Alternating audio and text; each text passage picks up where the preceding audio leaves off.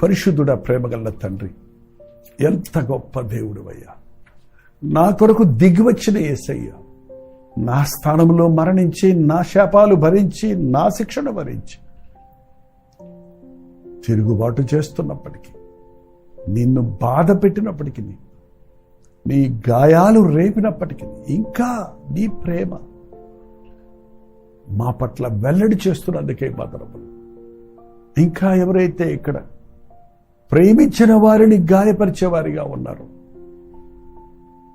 ప్రభువును గాయపరిచేవారిగా ఉన్నారు, అటువంటి వారు ఈ రోజున రక్షించబడినట్లుగా పరిశుద్ధాత్మను మా మీద కొమ్మరించిన ఆయన, మా పాపముల గురించి, నీ నీతిని గురించి, రాబో తీర్పుల గురించి మేము ఒప్పించబడి నీ పాదముల యొద్ద శరణుగోరుటకు గాయపరిచిన నీ హస్తాలు మమ్మల్ని ఆదరిస్తుండగా, స్వస్థపరుస్తుండగా, క్షమిస్తుండగా నీ కౌగిల్లో చేరుటకు సహాయం చేయమని క్రీస్తు నామములో అడుగుచున్నాము తండ్రి.